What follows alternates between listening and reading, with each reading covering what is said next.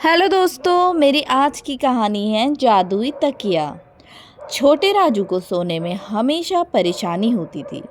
रात होते ही वह करवटें बदलता रहता था, लेकिन नींद नहीं आती थी। उसकी माँ ने कई उपाय किए, लोरी गाई, गर्म दूध दिया, लेकिन कोई फायदा नहीं हुआ।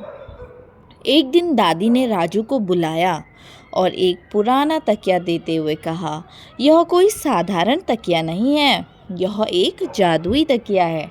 जब भी तुम्हें नींद ना आए, बस इस तकिए से बातें कर लेना। राजू ने दादी की बातों को हंसी में टाल दिया, लेकिन रात को जब उसे फिर से नींद नहीं आ रही थी, तो उसने तकिए से मजाक में कहा, तू सच में जादुई है क्या?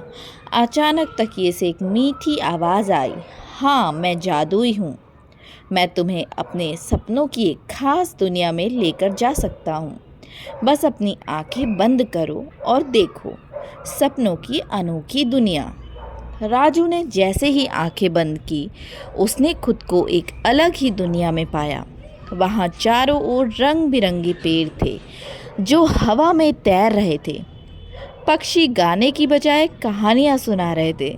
सामने एक प्यारा सा खरगोश खड़ा था, जिसने कहा, राजू चलो, मैं तुम्हें एक अद्भुत जगह दिखाने ले जाता हूँ। राजू और खरगोश एक चमकती हुई नदी के पास पहुँचे, जहाँ पानी चॉकलेट जैसा लग रहा था। पास में पेड़ों पर टॉफियाँ उगी हुई थी। जैसे ही राजू ने एक टॉफी तोड़ी, पूरी नदी इंद्रधनुषी रंगों में बदल गई।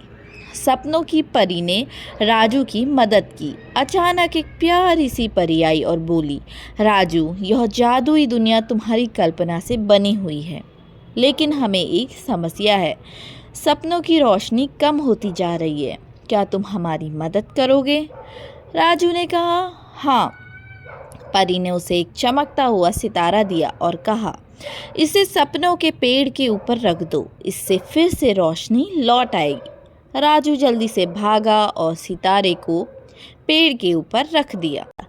अचानक पूरी दुनिया फिर से चमक उठी। परी ने मुस्कुराते हुए कहा, अब जब भी तुम इस तकिए पर सिर रखोगे, तुम्हें खूबसूरत सपने नजर आएंगे। अचानक राजू की आंखें खुली। वह अपने बिस्तर पर था, लेकिन इस बार उसका चेहरा खुशी से दमक रहा था। उसने तकिए को गले लगाकर कहा, धन्यवाद जादुई तकिए। उस दिन के बाद से राजू को कभी भी सोने में परेशानी नहीं हुई। जैसे ही वह तकिए पर सिर रखता, वह सपनों की खूबसूरत दुनिया में चला जाता था।